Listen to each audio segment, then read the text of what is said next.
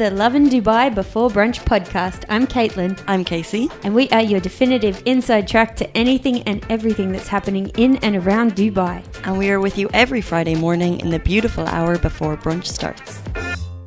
Good morning or good afternoon, everyone. Welcome to the Lovin Dubai Before Brunch podcast. Hi guys, it's great to be back here. I feel like we haven't had a good chat in a while. I know, it's been a very busy month, and so we haven't had much chance to chinwag. The month has only started. Well, the last 4 weeks have been very busy. Everyone's coming back from holidays and they're going back to school. How are you? I'm good. I feel like the busyness for me personally is just, okay, so I have a friend visiting. She arrives today. So I've left the apartment. It's spotless. And then when I go back this evening, it's like, you know, when you finish work and you just need to be on form. Oh, yeah. And it's like the next couple of nights, it's just that kind of balance of like, you know, wanting to get through the week, but also wanting to be on top form for your friend. And also trying to work a full-time job in between that. And you want to take them out to all the cool ladies' nights and tourist sites. And so it's just never ending how busy you are, isn't it? No, and then even the scheduling, I'm like, looking at all these different ladies' nights, I'm like, which one suits? Which is going to work? What's she going to like? Which ones can we hit? What have you determined? What kind of ladies' night girl is she? That should be a quiz on the site. What kind of ladies' night girl? That is good. Well, she's bringing her husband, which I think kind of mixes it up a bit. It's Tuesday. I live in the marina. Pier 7 is very handy. We're not going wild. We're just going to go for one to show them. So famous last words. Yeah, and in work tomorrow. And then Wednesday, we might do a dinner ladies' night. So that could be like Nola. I like these ones that package the food in with the ladies' night drinks, so you have the whole experience for a discounted price. I appreciate that. Yeah, but it depends what type of light you're looking for. Yeah, I'm never looking for the Mahiki 3 a.m. Tuesday night because I can't do that anymore now. I've turned 30, as we've discussed in other podcasts. Have you turned 30, Caitlyn? I don't feel... Well, it's actually been in my late 20s. I don't feel like I can do that whole midweek drinking. It's funny that you say that because in the past 2 years, I think I've changed that. I used to always, like, 3 drinks. Like, what is that? Why would I leave the house for 3 drinks? But that was 2 years ago. And now when, like, I need my sleep, I need my 8 hours, now I go for the dinner drinks more than the unlimited. So we're both boring old ladies, is that? Yeah, we established that week on week, month on month, year on year. We don't need ladies' nights to help us prove that. We do have a Whopper podcast coming up. We have plenty of news is happening. There's a few rants, and we've got, of course, to round it out, some events to look forward to during September. September is going to be crazy. It's already started.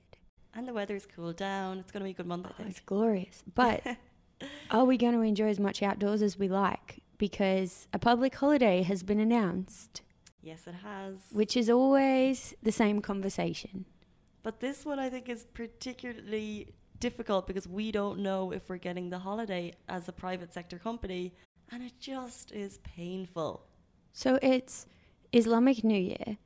The public sector has been confirmed. Now, it depends what time you listen to this podcast during the month to see whether we got the holiday or not. But at this time, we don't know. We don't know. And that's not the point of the story. What we're talking about is this never-ending conversation about private versus public sector holidays. Private versus public, yes. And actually, hasn't been announced that they're going to get public sector will get even more holidays next year. Has it? I think so. That's a lot of holidays. But the private sector, that's not announced by your individual company. Is that announced by a higher up? So yes. That's still dictated by government. So the Eid is a good one as an example because the government sector, the public sector, got the full week off. Private sector got 3 days. Which we were delighted with, might I add. Yeah. If you take 2 days out of your annual leave, you get a 9-day break, which is fantastic. I actually saw, though, aside from the social media rants, there was an article on one of the newspapers about an opinion piece about Emiratization, and if we want more Emiratis to shift into the private sector, which is an ongoing issue that the government's addressed and they want to fix this, then they need to make the private sector more appealing. So maybe they need to level out those holiday allocations. Yeah, I saw that, and I think it was a really good argument for why there shouldn't be such a big divide. And it's interesting because business owners private business owners benefit from not having too many holidays. And we are lucky in the UAE, we do get a lot of holidays, and we get the reduced working hours for Ramadan, regardless of whether you're fasting or not, which it's like a full week worth of reduced hours. And when you're reducing those times of people in the office, productivity does go down. Do you think? Yes. That's so interesting. I saw a company in New Zealand said that they would demolish 1 day a week if they could prove that productivity was the same for 4 days. And I think that, like, if you're trying to prove it in the first couple of months, you'll get the productivity for 4 days, but eventually it will slide. Yeah, it'll kind of peter out, right? Because people are people. And everyone loves a day off. So it's an incentive. But once you've got that incentive, are you going to keep making sure that you're meeting those goals? Yeah, exactly. I think that it's the divide, it's the difference, because it's always public sector gets announced first, and then there's the big question mark over what days we'll get. And obviously there's always, the flight fluctuations and everything. So it's not just, are we getting the days off? It's, you want to plan your holidays, and it's always, so it's just the divide. It's not that I don't think you are, petitioning for more days off, but a more balanced system would be the sectors. And this is a sentiment that's shared on social, and it's always that same conversation when people are new to Dubai. They don't really understand the difference there. And I do think that airlines profiteer off this situation. Oh my God. Yes, they do. So we had Eid al-Adha at the end of August. The flights were out of this world. The prices were astronomical. Yes, you're booking last minute, so they are going to be a bit higher than you'd normally expect. But they were triple the price, more than triple actually, the price for the destinations that you were looking to go to. The flights, so I know I mentioned I was going to the Maldives, but I was actually flying through Kerala, Cochin, to get there. So those flights were cancelled because of the huge floods.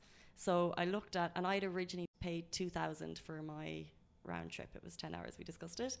And then when I went back, so this was about 6 days before my trip, so I went back to look at other options, 10,000 dirham. 10,000 dirham. For an initially 2,000 dirham flight, so obviously I didn't go. So that's a 3-hour flight, 10,000 dirhams. Yeah, well, to be honest, that may not have been even the direct flight. That could have been a round way. That could have been anywhere. It was about 7,000 to go to Zanzibar. 7,000. How far is Zanzibar? It's not far. I think it's 5 hours. Yeah, so, but the thing is, you have to know, because you went to Zagreb, I think? Yeah, so I went to Croatia, which I did pay a lot for, but I'd have no annual leave left. So I felt like this was my last chance to have a holiday this year, and so I just paid it. This is what you have to do. You just have to suck it up, because like you said, we never get like 3 days in the middle of a week. It just doesn't happen for us. We were lucky enough, our boss, which a lot of companies did, was moved the 3-day break from Monday to Wednesday to Tuesday to Thursday. So it was attached to the weekend. So we got a nice 5-day break. Yeah, so it makes it worth it, almost. It so did, because I was okay with paying that for a few reasons. One was because I was on Emirates, not on a budget airline. And I want the Skywards Miles, and I'm obsessed. I'm obsessed with Skyward Miles. Entertainer, Skyward Miles. I just like accruing points. I like seeing my points go up. It's all numbers game. Do you have a Carrefour card? Yes. Do you actually? Yeah, I use it every day. Okay, you obviously have a Carrefour in your area. Yeah, there's one under our office building. So I'm there quite regularly, plus I do my groceries there. I just love points. Talk to me about points. I have been a Sephora card user for about 2 years now, and every time I go in, and I'm like, I don't do huge purchases. I'll go in for like 1 or 2 things every week. It feels like, no, I go in for 1 or 2 things. So they're like, if you spend 700 dirham, you'll get this amazing box, and then you look inside the box, and it's like 3 little, like 3 samples. testers, 3 samples, and some face masks, and you're like, why would I spend? And you also have to have the points, and it's just, to me, it's like they like tantalize these little gifts in front of you, and they're never actually obtainable, and it's just a joke. So I actually have to say Sephora's online store gives great little samples. They are small samples, but you don't have to spend 700 dirhams to get them. And I got like a Bobbi Brown eye cream sample and some Too Faced foundation and little pots of stuff, so it's not just the packets. Yeah, okay, so this is when you make purchases, sometimes you'll get samples, but I just don't like when you accrue this massive amount of points, you'll get this amazing thing, and it just doesn't seem that amazing. So what have you benefited from your Carrefour? Carrefour sends me vouchers. You get 20% off fresh produce or 15% off cleaning products and things like that. So it does, work well if you're clever about it. Okay, this is it. When I say card, I don't have the physical card, I have the app, which is called the Carful card. It's all on my phone, so I'm there and I can use it and it's easy. And talk to me about your Emirates Skyward Smiles. Oh, all day. How long do you want this podcast to be? Well, like, I have a credit card and I don't know if it gets me Skyward Smiles. Right, so first there's Skyward Miles and there's tier miles. Tier miles, you get to go from blue to silver to gold to platinum, right? That's where all the good stuff is. Because I'm a silver, because I fly to Australia every year. It's a long flight, so I can keep silver status. Okay. That's when you get access to the business class lounge in DXB. You get priority boarding. You get... Priority boarding does nothing for me. I like it. And you get preferential treatment with upgrades. Like they offer you these special upgrade deals. So you still have to pay, but you pay a lower rate. Okay. Right? That's tier. Then you've got your Skyward Miles, which can actually save you a fortune because you can, when you're buying a ticket, you can use your Skyward Miles and pay like half of it in miles and half in cash. To me, it's still all these like odd obtainable things that I'll never, I don't know. I am a Skywards member and I think I've logged 2 flights. Oh, you need to do more than that. Yeah, this is the problem. I'm not traveling enough. If I knew I had a holiday next week, maybe. And also you need to buy the right fares. So there's... Oh, this is something people don't know. I'm going on Emirates storytelling now because I'm obsessed. So there's 3 tiers of economy tickets, right? There's Saver, there's Flex, and Flex Plus. I know them. You get more Skywards Miles and tier miles if you buy Flex or Flex Plus. You're more likely to get an upgrade. It's less miles to upgrade and it's less cash to upgrade in the Flex. So if you want that upgrade at the airport and you're asking them, if you have the Saver fare, you won't get it. So if you're telling me when I go on Emirates, and even if I'm flying economy on Emirates, I feel like a baller, and I'm like, maybe I'll get an upgrade if I like, you know, smile nicely or I'm really polite. That's not going to happen if I've got the cheapest. Not if you're on a Saver fare, no. Okay. Also, that's heartbreaking. Silver status, you get to choose your seat for free, and it logs my preference. I prefer window, not aisle, so then I get to choose. But when did they start making you pay to choose your seats? It's like, so Ryanair is the budget airline of Europe and you have to pay to choose your seats, and it's so frustrating. Why on an Emirates flight do you have to do that? I know. Well, I don't. They're making money. Oh gosh. I have to shout out actually to one of the best loyalty program cards is the Shukran card. Are you familiar with this one? I have an Al Shaya card. I don't see any benefit to the Al Shaya because I spend a mint in Bath and Body Works and I don't get any benefit from it. The Shukran card is landmark stores. So you've got like New Look, Cotton, Splash, all those Centrepoint stores, Steve Madden, and so on and so forth. And every time you spend, they scan it and then they go, oh ma'am, you've got 40 dirhams here. Do you want to take that off the total price? Oh. And I'm like, yes, I definitely do. So you don't have to do anything to get your money back or get the benefit. See, the thing, when you say landmark and you've mentioned a couple of shops, and it would just never be at the forefront of my mind to go particularly to these shops. But you'd go to New Look anyway, right? Maybe. No, because there was one in Marina Mall and now they've gotten rid of it, so I wouldn't even know where to go. It is gone. It is gone. Oh, I was looking for it and I was like, I couldn't remember which corner it was in. I'm gutted it's gone. So I'm just looking up the landmark stores. You've got Baby Shop, Splash, Shoe Mart, Centrepoint, Iconic, Home Centre, Shoe Express, Homebox, Emax, Lifestyle, Spar even, Cotton, Lipsy, Kurt Geiger, Steve Madden, Reese, New Look, all kinds. So you can claim your points and get some free stuff. I think people have to be either devoted to learning, you know, what works on their cards and how they can claim points. And I'd like to be that person. I'm just not. I'm getting fleeced on my credit card. That's the one that I'm struggling with because there is a world of benefits on credit cards and I don't have the energy to look. I don't ever get the benefits that I should in terms of, because you always have to claim stuff and you have to put in a form or you have to, like air miles, it's not a clever system. It just depends on the card that you have, and I think you have to pay because I went and got a credit card and I didn't get like the top tier one, so the benefits are pretty minimal. But I do get into the Marhaba lounge at the airport, so that's pretty exciting. Yeah, but if you're a Skyward Silver, you could get into the business lounge, which is better. Probably is. This is a terrible conversation. Anyway, to summarize, it'd be great if private and public sector had similar holidays. Loyalty cards are great as long as you know how to use them. That's a good summary. And we'll be back after a short break.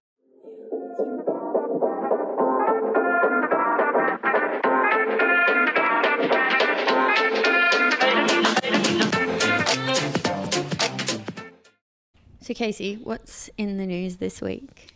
There is a story that I read and I felt this woman's pain like I've never felt it before. And it's just like classic Dubai guy does the most horrible thing to a woman, and it's in the media. They're really good at doing it, aren't they? Dubai douchebags. This one is on another level.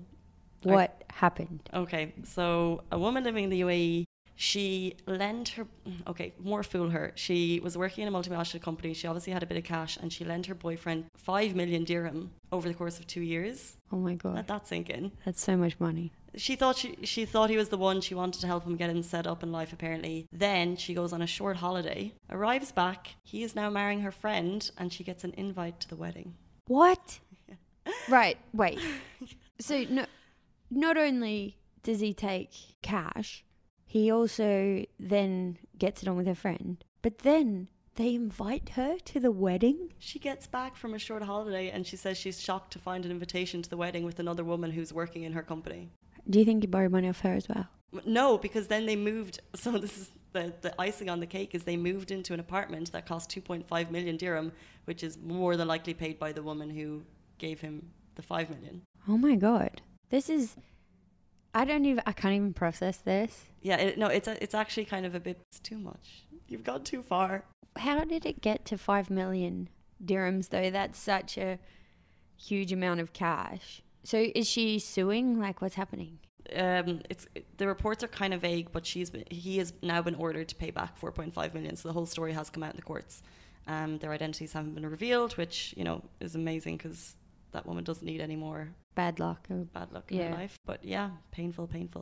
You do hear about those stories where the guy loses his job and girlfriend or partner loans money, and then it kind of adds up over time. And I get if you're in a solid couple and you're relying on each other and supporting each other, that's what love is about. But then you hear about these deadbeats. Well, yeah, you hear about these deadbeats. That is a good point. Like, if you were in a trusting relationship and she obviously had some money, so she was able to support him. That's what she was doing. She was helping his situation. She was helping him get a leg up, I guess, when he needed it. But then to return home and to find that he is marrying not someone even you work with. Not even breaking it off with her. He Right. didn't even have the decency to break up with her properly. He just sent a wedding invitation. Was that how she found out? This is what we're reading. Now, there's obviously a lot of details that I'm sure we're not hearing about. We don't know the personalities or characters in either side. But it just kind of rings true. Have you lent 5 million dirhams to someone? No, I've heard some interesting stories. I heard one story about someone who got caught up in a legal battle here. So there was I don't know if this is out in the media, but this is like hearsay. So take all of this with a pinch of salt, please. So there was a ruckus outside after a Friday brunch. There was a group of guys and a girl caught up in a kind of like a drunken mess with a tourist. These were all residents at the time, and I think they upset the tourist. Apparently the girl took his glasses and the tourist's glasses and broke them. She was a bit drunk. The guys got in a fight with the tourist. Time passes, the tourist presses charges, and then the girl is in a relationship with one of the guys. He skips the country, and now she is left to deal with, so all of the charges of the fight and the breaking the glasses and everything have been thrown onto her. And then when he left the country, I heard he had some loans, and then the debt was passed to her as well. No. So it's hearsay, like I said, but it's just, It happens a lot here that people skip town, and you hear about these bank debts and people racking up credit card debt and all kinds, and then just leave it. It's terrifying. You can't do that. Worse still is people who do it on purpose. But like, as in, you will not be able to travel through the UAE again. You can never see your friends again. You can never land on an Emirates stopover again. Like, why? It's also just poor moral behavior. Like, who do you think you are to? It's not yours. It's stealing. It's blatant stealing. But people don't look at it that way. Yeah. So there are 5 or 6 cars outside my building that are gathering dust and taking up car parking spaces. Have these people left the country? That's what I think, because there was a video that went viral of like abandoned Lamborghinis and stuff. And it's not so much the Lamborghinis, but there are very nice, quite new cars that are just covered in dust, and they've been there for months. And you go, have they left the country? Have they been deported? Has it broken down and they're not paying for it to get fixed? What is happening? Yeah, that's a good question actually, because or there's a sandstorm 2 days ago and it's just gathered dust that quickly. That is equally possible. People are not creative with their sand drawings on these cars though. Like people. Yeah, it's the same old. You can report them to the Dubai police though, and they'll put a notice on them, and then the owner has 3 months to claim the car. Otherwise, it gets sold at Dubai police auction.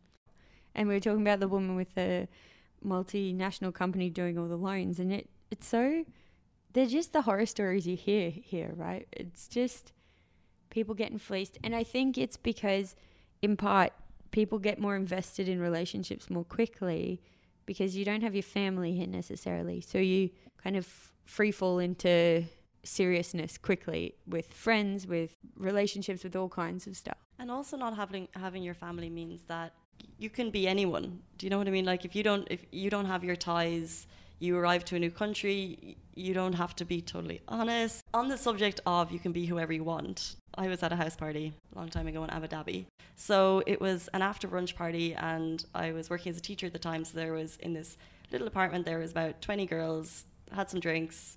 Anyway, a girl arrives in with 2 guys, and I've never seen like happier faces, because they came in, it was after brunch, everyone was in great form, it was a real party atmosphere, and they were the only 2 guys in this big group. And then they would have loved that, the guys.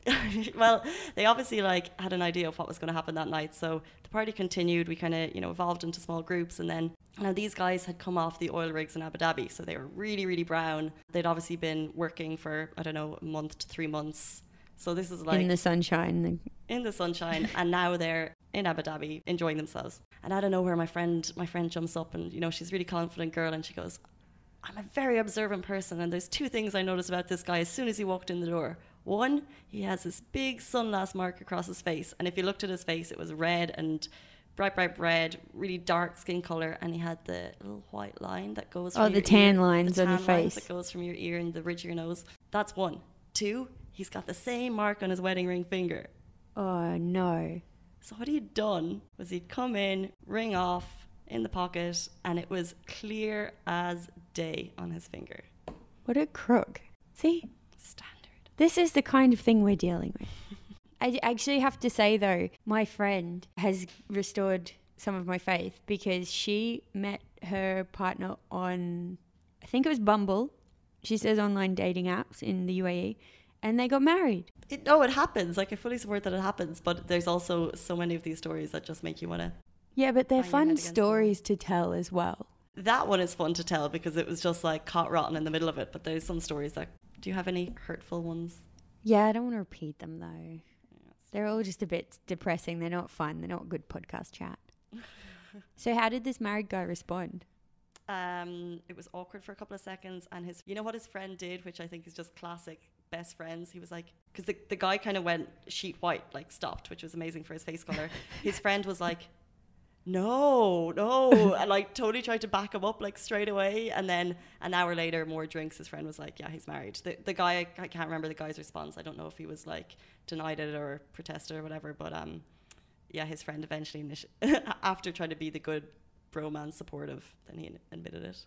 There's also the flip side though, where you kind of do something as, like at the gym, say you let someone put something ahead of you, and it's like, oh, I'm married, and you're like, calm down, I was just letting you go before me, like I'm not cracking on to you.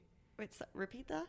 That's not the literal situation, but when you're just courteous to someone as a human being, a guy, and they go, oh, I'm married. I've never had that situation. Really? Yeah. But I mean, like, how courteous are you being? Are you like wiping his sweat? So I'm wiping his sweat, letting him put his weights away before mine. So I was at a bar, and I went to the bar, and there was like the seats, and I was waiting for my friend, and there was a guy sitting there, and there was an empty chair, and I said, oh, do you mind if I sit here? And he's like, oh, I've got a girlfriend. I was like, good for you. Can I sit down? That's arrogant. So arrogant. I had no interest in him. And it was just infuriating. I was like, don't flatter yourself. We do tend to always kind of man-hate, but I feel like girls would do very similar if they feel like a guy is like cracking on in any way. I wasn't cracking on though. I just wanted to sit down. Arrogant girls would do the same thing. Yeah.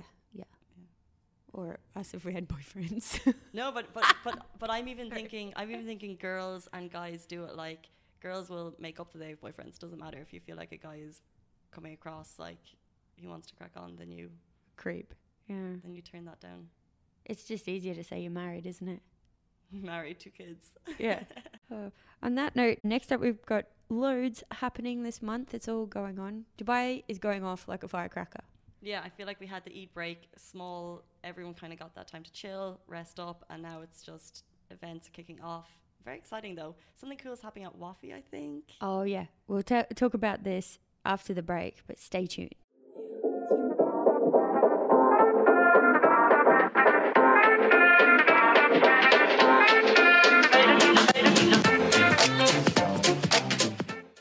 So, September is underway. What do you want to do before the month is out? Oh my God, I want to do everything. I want to be outside all day, every day. I want to go It's not that time yet, Kate. stand up paddleboarding. It is for the beach though. It's perfect beach weather. Okay, great. Yeah. I want to go stand up paddleboarding. I want to go kayaking. I want to go wake surfing. I want to go jet skiing. I want to find someone to pay for all these activities for me to do. It's going to be a very busy month.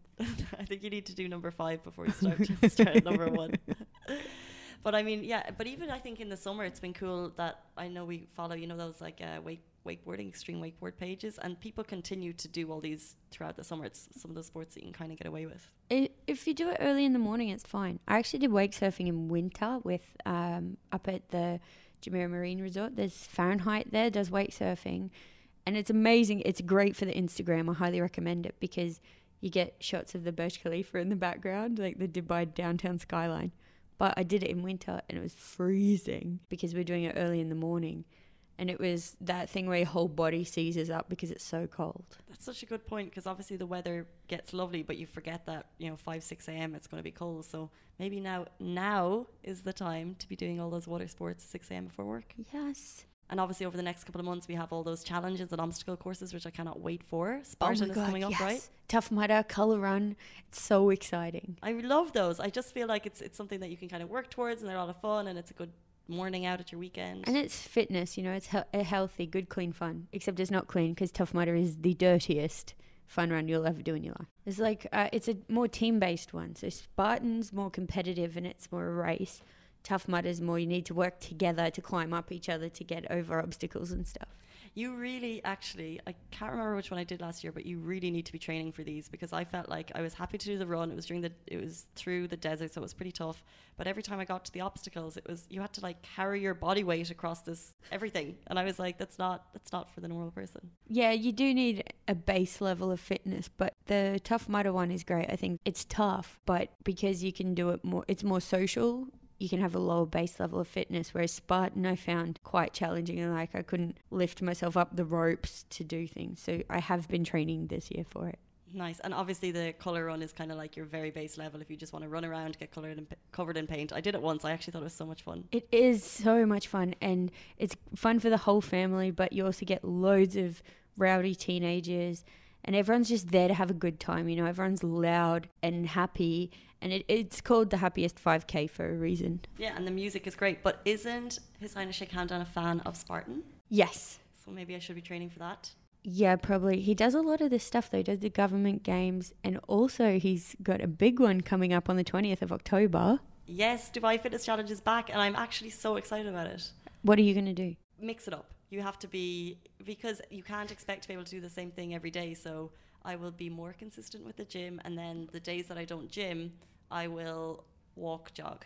I am so excited to see how this all kicks off, because last year was the first year. It was all a bit of a surprise. I think they're going to be bigger and better than ever this year. They're going to have more of a plan. His Highness Sheikh Hamdan's going to have a great time. He's going to do some cool videos. The RTA, the police are going to get behind it and do their fun videos.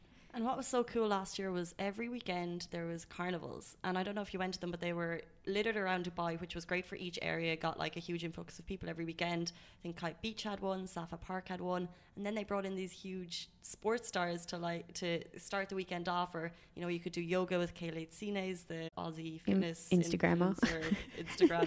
She actually does amazing workouts. And I think Joshua came. Anthony Joshua, the boxer. Yeah, and there was a famous footballer as well. I'm going to say Rio Ferdinand, but I could be off. Anyway, but like they got these huge stars in. So every carnival, there was whole days of free fitness classes. And it was like a whole mix of things. So there was yoga, there was Carvero. There was what's this word? Carvero? Zumba? There was yoga, Zumba. It's fitness, high intensity interval training. There's all kinds of stuff. This is, in my opinion, this is peak Dubai. Like, this is the best side you will see of Dubai. The beautiful weather, the gorgeous sunshine. It's outdoors, it's at parks, it's free, and it's community spirit. 100%. Dubai wants to be known as the fittest city in the world, or the most active city. And how cool that a city is putting so much work and effort into, because being exercise and being active obviously has a positive impact on your life, and that, you know, makes for happy residents. So I just think it's an amazing cause for His Highness Sheikh Hamdan to get behind. Oh, he's just the best. Every time I talk about him, I get a bit giddy, because he's a Disney prince, but he's better. Because the Disney princes were a bit like average in terms of what they did, whereas he's a sporting hero, and he loves animals and looks after animals, and he's gorgeous and he's lovely and he's smart. You're gushing. I'm not. He's a Disney prince. You're blushing too. This is terrible. So another big... Oh, hang on. Let me catch my breath. So another huge event happening is at Wafi. Now this is Ripley's Believe It or Not. I heard it was coming and I could not believe it, or not. I'm glad you threw that in. I was like waiting for the punchline. That was terrible. This is all the Ripley's exhibits dotted around the mall. Now wear your walking shoes, because this is quite the course. You will get your steps up. Wear your Fitbit, wear your Apple Watch, because you are going to accrue some serious mileage. There are, I think, 16 different stations. There's all kinds of cool arty stuff, but there's interactive things, there's videos, there's games. It's really very cool. I remember going to Ripley's in the States as a kid, and I still remember it. I just remember it being really, really cool. And is it something that's good for all ages, or? 100%. So I'm not super in love with family events because I find them a bit overwhelming. It's a polite way to put it. Kids will love it. Adults will love it too. I loved it as a single 30-something. So it's got a bit of something for everyone. And it's free? How long is it there for? Yeah, so it's free. It's all through September, October. And it's free to attend. Like, you just turn up at the mall and they give you maps and you get stamps at each exhibition. And then if you get all the stamps, you get to go in the draw to win a trip to the Ripley's in Orlando. Sounds amazing, but back to our earlier chat about things being unobtainable. I like the idea that it's free and that we go. However, there's something that's a bit more adult friendly, which I'm really excited about, that came out. I'm interested. I'm listening. Okay, we'll start off with the words. It's outdoors. I like outdoors. It's a cinema. It's fully licensed.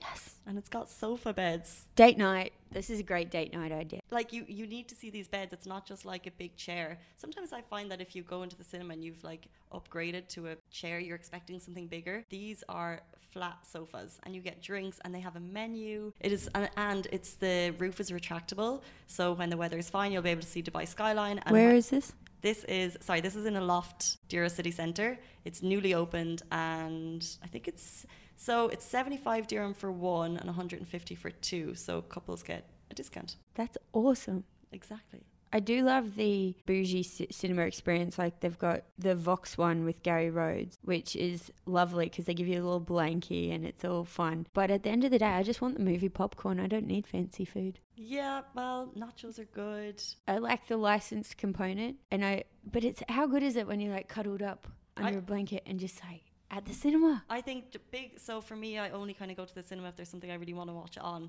So having a big screen and having a really comfortable experience. Usually I probably wouldn't travel for a regular cinema experience, but this one kind of leapt out at me. I think it just sounds really cool. On that happy note, we're going to wrap up. Have a fantastic month. Yeah, just a quick teaser before we go. The Lovin Dubai Mega Yacht Cruise is coming back, but we will give you more information about that next week. But just get excited because it's coming in October. It's going to be huge. It's going to be huge. Okay. It's going to be fun. Have a fantastic morning, afternoon, or week. If you want to get involved in the conversation, tweet us at Lovin Dubai, and talk to you guys next week. Have a great one.